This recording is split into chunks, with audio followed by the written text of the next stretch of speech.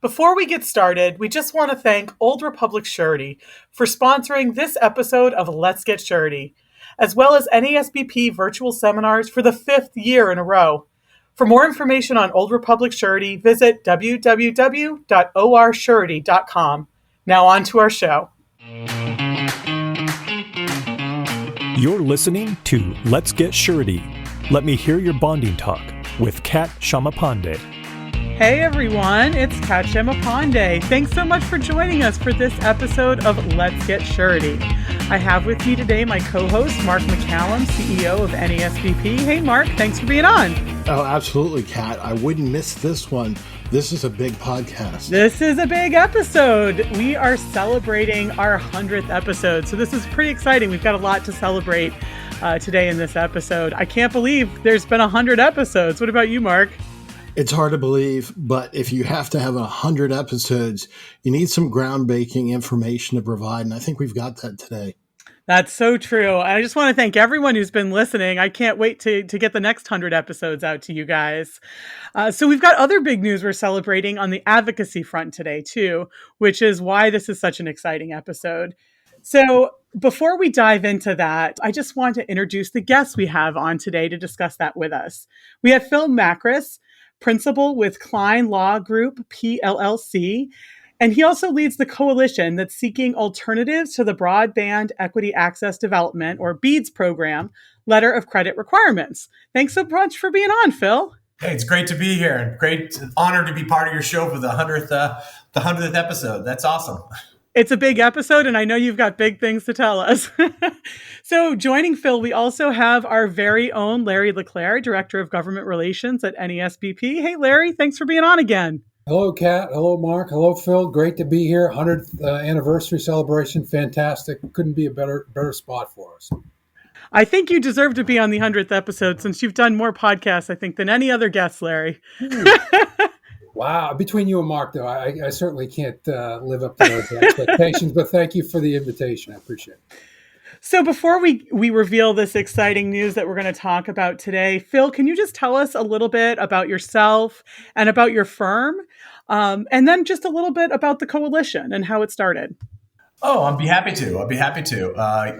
I'm with the law firm, the Klein Law Group, and I've been representing telecom providers for a long time, since, 1998, since I graduated law school. But before law school, I was with United Telephone of Florida for a bit.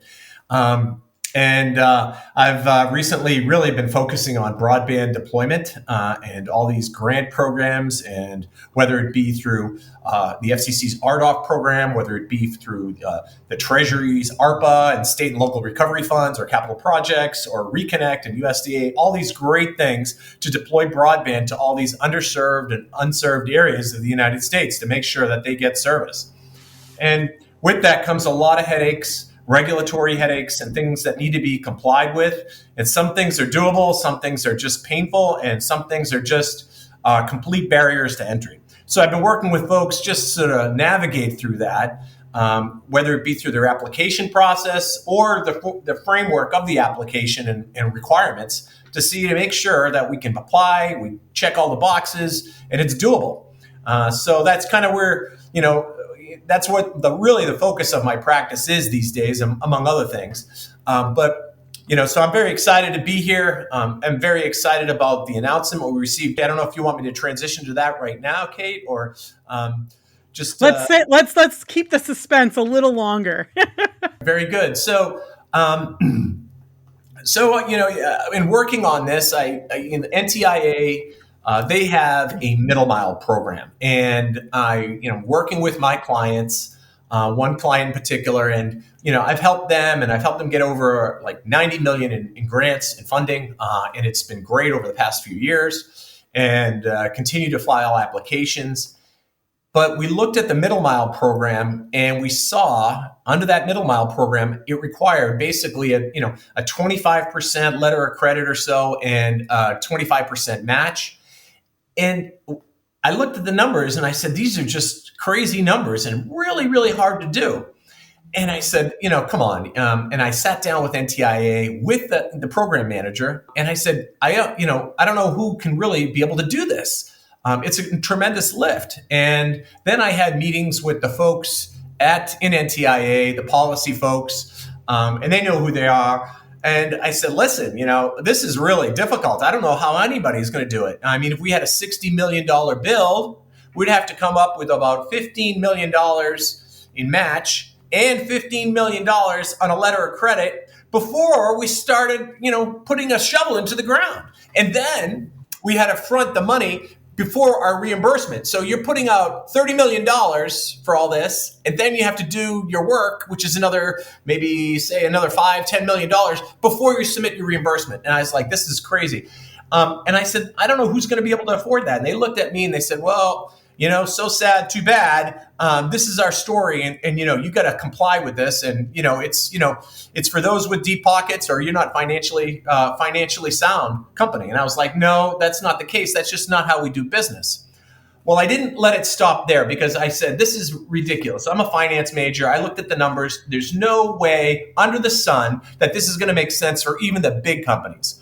Now, this was in the middle mile program. So I had to just bow out of the middle mile, because I said, this is realistically, they told me you could file an application and ask for a waiver, but that would be like starting a marathon with my hands tied behind my back and not knowing even if I could finish the race. And even if I did finish the race and I did apply, right, they may not approve me. They may say, hey, you need a letter of credit. You're not there. The last thing I want to be doing is getting up to mile 25 or even mile 26. I can see the end zone, right? I can see the finish line. And they say, hey, where's your letter of credit? And I go to the bank, and the bank says, where's your $15 million? And I was, come on. I don't have that. I don't just have that sitting around. We got a lot of projects going on. We got to do this and that. It's just not sitting in a bank account, sitting in a war chest right there. So realizing that that's a big problem issue, I worked with Senator Harris, and we filed a letter on September 14th, and he sent a letter to the Department, the Secretary of Commerce, saying, listen, this letter of credit makes no sense. You need to reconsider it. It's not good for the small providers. It's not even good for the big providers. And you know what? It really will cause waste, because at the end of the day, if you have fewer competitors and only the deep pocket providers can compete, then they're going to pad their numbers. There's just incentive. I mean, there's not enough people out there. It's like, okay, I have no problem adding another 10% to my bid, or 20%, or whatever it may be. Well, Phil, that's interesting that you say that, because I think that's really how this subject came to the attention of NASBP. And I know Larry can tell us a little bit about how we kind of got plugged into the issue. And it was really an overture from the U.S. Small Business Administration, who got asked by a small ISP talking about the difficulty of the current security requirements that they were facing getting into this area. Larry, what was that? What was that like? How did that happen? And what was kind of the initial response? And Mark, just not to interrupt, but in case any of our listeners don't know, what is ISP? What does that stand for? Because there's not a lot of acronyms involved here. Oh, that stands for Internet Service Provider. Oh, great. Thank you. And what we're talking about are the applications for the money that they give for the Internet Service Provider to have contractors to put fiber, for instance, in this case, to deploy it, to bore it underground. You see those guys with big spools of trucks? Well, these are the grants to get that fiber to all the rural areas, to the farmhouse, wherever. And so these are the big grants that are out there. And so when I talked about that $60 million project, that's basically the crew putting that fiber out there, installing that network. Right. And providing the service at the end of the day, too. I mean, that's the company. So Larry, tell us about that call from SBA and what that launched. Interesting. And I like to pick up on the marathon sort of soundbite that Phil used. It's been a marathon for NASBP on this issue as well.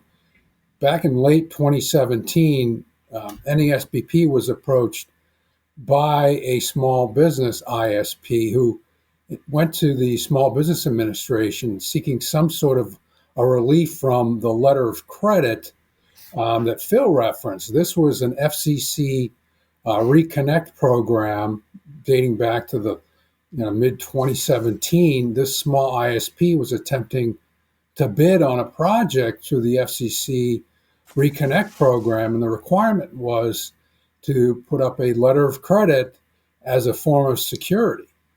And the ISP went to the Small Business Administration and said, is there some other form of security that perhaps the SBA might have that could fulfill that letter of credit requirement? So perhaps another form of security like a bond might be acceptable, where that small ISP could keep its cash in its business and continue to compete in the marketplace. The SBA in turn sent this small internet service provider, who was a Delaware-based company, to NASBP. So that sort of began the process where NASBP became involved. Mark and I met with this small ISP, and from there we went to another company, I believe it was WISPA at the time, another internet service provider trade group. We met with them and in turn went to the Hill and met with, at that time, Steve Shabbat chaired this House Small Business Committee, approached Mr. Shabbat about this particular issue and said, look, we have small ISPs, internet service providers, that want to bid on these government-funded grant programs to connect rural communities to the internet. But unfortunately, the security requirement was detrimental. And so that sort of began our process in this whole conversation, dating back to there was a hearing that was held in the House Small Business Committee way back as far as 2018 that we became involved in this issue, recognizing that small ISPs were having difficulty furnishing letters of credit. Yeah. So Larry, did you approach the administering federal agency as well, like Phil did? And what was kind of the response that you received from that agency? We did, actually. We went to the FCC, and actually NASBP and I believe the Surety and Fidelity Association of America met with the FCC at the time. There was a number of staff from FCC who attended the meeting, and basically their retort was, well, we really like the letter of credit because we want a demand instrument. And if there's a problem, and if the small or internet service provider doesn't fulfill certain milestones within the project, we want to be able to make a claim on that letter of credit immediately. We don't really want to go through a claims process with the surety. So this is the most liquid instrument that we can find, and we think that's most usable for the federal government. So is it fair to say that it was not on their radar screen, the idea that they needed to be more inclusive of the differences in businesses in terms of size, small, medium size, and weren't aware of the fact, the difficulty that just a letter of credit can pose to allowing those businesses to compete? Oh, I would certainly agree with that assessment. They weren't aware, or we made them aware through countless letters and comment letters during the process of the I guess it was the RDOF, not the RDOF, but the Reconnect program. But they really didn't have. They really were unwilling at that time to move anywhere off the letter of credit, and they didn't recognize the detriment that it was having on small ISPs at the time. So Phil, you got that reaction when you made your outreach. Yeah. And then did that spur you to further action? Like, okay, I'm going to have to convince them that it's not just me, that there are a lot of firms out there interested in participating, but really are being precluded. And then what was your next step? Yeah, well, absolutely. I mean, I looked at this and I looked at the math. I'm a finance major, and I said, there's no way that this is going to work. Any company in their right mind, big or small, because if you're a big company and you had, say you won, 30 states and $2 billion, you're going to come up with 500 million in a letter of credit and have to put that away, and 500 million in a match. It's all a relative number. And I don't think the folks in NTIA really recognize the order of magnitude that you have to take that money and it has to be cash collateralized. Some banks said, hey, that's okay. I think it was one of the cooperative banks said you could do it with a promissory note or something like that.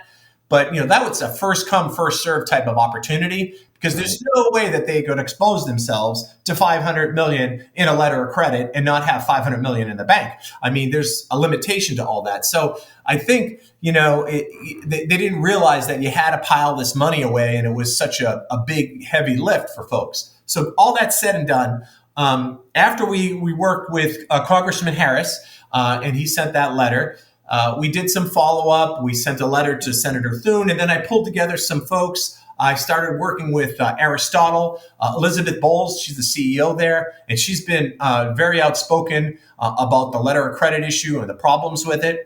So we continued on our efforts to educate, and we're on panels, we've been on webinars, and then we met with Kevin Gallagher at NTIA and provide him a bunch of information that we should be looking at alternatives, like a performance bond as an alternative, or getting rid of the letter of credit altogether, because reimbursement, the way it works is that you don't get the money until you do your build. And so we said, hey, why don't you just say, if you have a subdivision or if you have a community that you're building your services to, if you finish one subdivision, we seek reimbursement, you pay us. No letter of credit. The service is done, it's fired up, you can tell it, call the customers and you can test this for the speed of the broadband.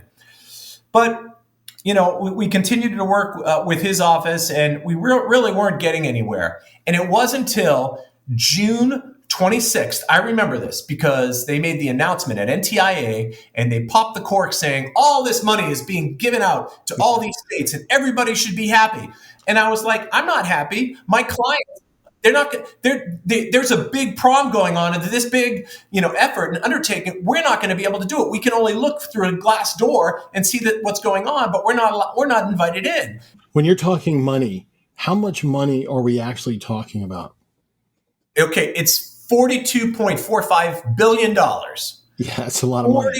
$42.45 billion that NTIA has doled out to all the states and territories and allocated based upon all the unserved areas within the state.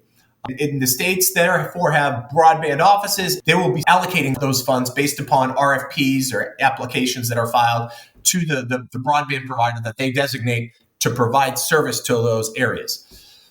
So, we want as many people out there. Not everybody wants to serve every corner and crevice of the United States and get them broadband service. And we need everybody's help in this. It's a united effort across the board. So we want small businesses to be out there. You want the smaller guys to be out there in those hard to reach areas, and folks that can provide the services to the, in the farms, in the remote areas of America. And so what happened was, after that announcement, I turned around and I said, I circled the wagons. I reached out to Larry and I put together a call. And I remember I sent that out. It was on the Friday of that week. And it was funny. I started the first, and I planned the first call to the coalition to facilitate the participation. It was a big mouthful of small minority-owned and women-owned businesses in NTIA's once-in-a-lifetime BEAD program. And I didn't realize I wasn't the only one. There was a whole slew of people. And next thing you know, we had 30, maybe 40 people on the call. What I called it, and I used the mantra on this one, I said, Operation Unleash the Fury, make some noise. Okay? Right, I'm a Capitals fan, and that was it. I said, we're going to make some noise because this doesn't make any sense. We need to all be participating in this. And during this process, we had a whole bunch of people that joined the coalition. Connect Humanity has been, joined it and has been a great participant in being a vocal advocate in the group. Larry's has been a tremendous advocate in the group. And fortunately, we got Gigi Sohn. She joined. And Gigi, she's representing municipalities, and she's, having her as part of the group really gave us a lot of heft to move forward. And so we decided, okay, let's get a letter out there and notify them about this is a real problem. Well, we put together a letter. We sent the letter out for folks to sign. We gave them a few weeks to sign. Then our letter went out on September 6th, and we had almost 300 stakeholders sign that letter saying we needed alternatives, look at the performance bonds as an alternative, and perhaps delayed reimbursement as another alternative. Great. So Now, Phil, I know there was a large coalition, but people may not know about the diversity that was within that coalition. Can you tell us a little bit more about that? Oh, absolutely. It was an incredibly diverse. We had a whole spectrum of folks that were on the coalition, primarily small ISPs, minority ISPs, women-owned ISPs, along with associations like the Association for Public Broadband. We had Connect Humanity. We had the Internet Society. We had the Kansas Department of Commerce with their broadband office signed on, along with other state broadband offices. We had the Mississippi Broadband Association. We had even had some Wow. very, very, think tanks in there like Blair Levin signing on as well, and among other things. We had a bank sign on. Live Oak Bank. They recognized the issues, and as I said, we had a bunch of other folks. So it was just a wide spectrum of folks in the telecom industry. But was there primarily, if there were ISPs, they were smaller. If there were municipalities too, and county governments. So this whole slew of folks were upset about this problem because this was a real big barrier to entry for them to get involved in this program. Right. I mean, the program, everyone's saying and whistling about this program. It says, great, it's perfect. But, if you're not invited and you can't, you don't have the financial means to come up with that 25% letter of credit, it's just, you're not going to be able to, participate. So that's a very impressive and deep group to focus on this issue. So clearly they felt very strongly about it. I wanted to go back though for a second and ask Larry about his experiences with some of the trade organizations representing ISPs. I know he had established relationships with them over the years. I know you had talked about getting first engaged in 2017. But Larry, could you tell us a little bit about your work with some of these trade associations? Well, at the time, through the FCC auction, the Reconnect auction, there were a number of trade ISPs that weighed in about the letter of credit and how it was a potential problem, especially for those small ISP members of theirs. So there was several letters that were sent to, at that time, Chairman Pai, recognizing the LOC is a problem. What can be done about that? Not only did the ISP community weigh in, but there was a letter that was sent to Chairman Pai from several U.S. rural senators, also hearing from their constituents that those small ISP businesses in their particular states were unable to engage and be part of these auctions because of the letter of credit was a detriment, and the capital that actually would have to be remain on their balance sheets in order to participate. So this issue certainly goes back, several years ago to 2020, when at that time Chairman Pai was heading up the FCC. Unfortunately, it really didn't gain traction until you got such a large swath of companies, ISP companies, as well as the rural communities, governmental entities that became involved in this, from the 300 or so signatories on the NTIA letter that was distributed. Subsequent to that NTIA letter, then you had other senators that sent a letter that Phil had already mentioned, along with, I believe, 18 House members that also followed up to the NTIA with their own letter about this issue. And Phil had mentioned Representative Andy Harris from Maryland, who also weighed in on this particular issue. So I date back to 2017, 2018, 2020, when this was an issue, really didn't gain traction until the coalition was formed. You got engagement from those 300 or so groups that became involved. Then this whole issue really began to snowball and take foothold. Well, we know, the federal political environment is not an easy one to navigate for anyone, and you're seeing the collective power of having more voices focused on a particular issue to actually move. And it sounds like with just these various voices all competing at once, looking at the letter of credit issue was not moving as fast as it could be, and that all of a sudden it coalesced in this coalition. A big part of that was the $42.5 billion that came from the infrastructure bill dedicated to the BEAD program, as well as the set-asides that were required for small businesses to participate in these auctions. That is another big problem that was recognized amongst the coalition.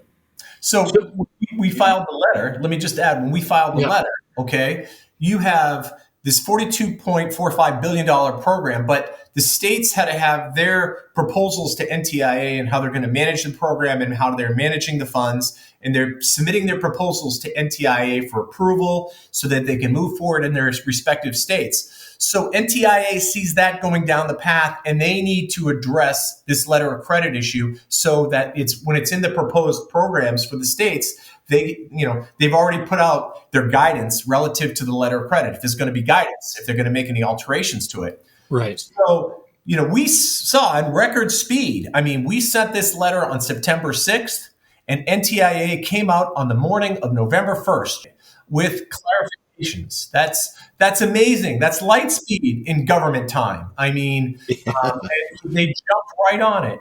It was so great. I'm so happy. We did meet with him. We did meet on behalf of our coalition. We had representatives from the minority ISPs. We had representatives from women ISPs. We had representatives from small ISPs. We had Gigi Sohn there taking the lead in the meeting. And we explained that we could fill up an audience with everybody, and we're not, we really are concerned because you have this event going on, but we can't participate. And we're so pleased that leadership recognized that they needed to do something for all of these stakeholders so that we could participate in this program. And that's precisely what they did on November 1st. And that's, I'm still, kind of popping the cork here. Very, very happy. So we're going to talk about that in just a minute, but it shows the importance of that meeting with senior executives of NTIA. Now, Larry, was there another important meeting that happened between the September date and the November 1st date? Did NTIA really understand surety bonds? And if not, how did they get that information? Well, it was fortunate that, NASBP reached out to the NTIA stakeholders as well. And Mark and I had a call with, I would say about at least 4 or 5 of their senior staff members. And we went through the soup, the nuts of what bonding is, what the protection that the surety bond product offers, the pre-qualification of contractors, the protection that the bond that provides to the federal government. Mark and I had the conversation with NTIA to say, look, we don't want to be the only game in town here, but we want to offer an alternative measure to those small ISPs that may not be able to participate otherwise in the $42.5 billion that the federal government has put up. So we've mentioned November 1. We've talked around it, but what actually happened on November 1? What did NTIA do? Well, they issued what they called a programmatic waiver. It basically, in short, that means they provided alternatives to the letter of credit. They called it a programmatic waiver because it's part of their program, and this is what they're going to allow the broadband offices to at least have as a baseline for alternatives to the letter of credit. And they adopted 4 basic alternatives to the letter of credit. Now, the first was to allow credit unions participate and provide a letter of credit. Now, why is that needed? Because otherwise it had to be a bank and it had to be a Weiss rated B- bank. And, honestly, when I had the discussions with NTIA, the fact is that, Weiss rating has been really hard on a lot of banks, including Bank of America and Wells Fargo. They're under B-. And so it's just difficult to find the right bank that's in that universe. And so what they did is they expanded the banks to include credit unions, which makes perfect sense, obviously, because credit unions, they happen to be out there in the rural areas. They also said that you could use performance bonds. So that became an alternative. Now, the difference here is that you get a letter of credit that was based on 25% of the grant, but here the performance bonds is 100% of the grant. So that was a requirement, but at least you're allowed a performance bond, because the performance bond doesn't require that you put all that money in the bank. Obviously, the surety is going to do their due diligence. They're going to look at the company. They're going to look at the business model. They're going to look at their financials and say, yeah, we can do this, and this is how much it's going to cost, and work it out. So the allowed performance bonds, again, but it's equal to 100% of the subaward, whereas the letter of credit's only 25% of the subaward. They also allowed eligible entities to reduce the obligation upon completion of milestones. So as you complete certain aspects of your job, you can reduce the letter of credit, and you could also reduce your performance bond. So they embraced that approach as well. And then finally, which I think is the best option of them all, is they allowed for an alternative initial letter of credit or performance bond percentage. Basically, they said you can have a performance bond or letter of credit of 10% of the grant. So 10% of the grant, that's, and that's it. And you get your reimbursement. You have to seek reimbursement, but you have to do it. You can't do anything more than 6 months. So if you can't go 7 months, you got to go in and get your reimbursement, maybe 2 or 3 months at a time, the way I interpret the rules. And it allows you to just, basically with delayed reimbursement, you go in, you get paid, and, you have a performance bond or letter of credit at 10%. That to me seems to be the most cost-effective approach for folks. That, alternative number 4. And what we're going to have to sort out as an industry, and with you, partnering with you guys, is how do you design a performance bond that is 10% of a subaward? Yeah, there's going to be a lot of, I think, work on looking at how to meet this. I think what's really great is that NTIA permitted flexibility where it never had permitted that before, and Right. it's allowing, industry to come up with some solutions. So there's more work to do, but now for the first time, as of the beginning of November, that there's an ability to satisfy the security requirement with other than just a letter of credit. And so now it's incumbent upon all of us, including the surety industry, to figure out how that can work best for all involved. We can probably get more, or depending upon what we figure out during this process of better understanding and trying to actually put meat on the bones relative to these alternatives, to see if there is an issue, maybe we have to, go back to the drawing board and say, listen, we need to do X, Y, and Z. Right. Hopefully we don't have to go too far, and hopefully we can work something based on the alternatives provided. So I love that, the idea that the story isn't done yet, because I know that we're going to be back inviting you, Phil and Larry, to talk more about how this continues on. But it is really exciting that there's been movement on NTI, which seems it is the largest program out there currently, correct, in terms of funding? Absolutely. It's the largest program. I mean, you have this program, then maybe the second largest was perhaps maybe the Capital Projects Fund under ARPA, and then you had RDOF, which is a big fund as well, up till now. So, but this is just a tremendous amount of funding going on, putting broadband, high-speed broadband in unserved locations and underserved locations in the United States. Right. And we all know, coming off the COVID pandemic, how important a good internet connection is. It's my hat's off to you, Phil and Larry, for all your work in getting them to move in this direction. I mean, that's a huge win for everybody. And I know we have some more work to do. So thank you. Stay tuned, folks. Right? Yeah. Stay tuned. You always hear, though, it's good to take time, and we forget to take time to celebrate those big wins. So it's been amazing having you guys on to celebrate this big win with us. Yeah. To celebrate our 100th episode. Yes. Happy to be here. And I'm hopeful that, we'll have a lot of a lot of opportunities for all the sureties out there and all the brokers that are out there to help and partner with these guys, ISPs, and help them work through this and navigate through this and provide them a solution. So really excited to be able to be here and be able to announce this to everyone. I know we'll have to get you both back on to talk about future wins. Thanks so much for being on with us today. Thank you. You've been listening to Let's Get Surety, brought to you by the National Association of Surety Bond Producers. For more information about the NASBP and its members, visit nasbp.org. Before we go, we just want to say thank you again to Old Republic Surety for their generous support in sponsoring this episode of Let's Get Surety.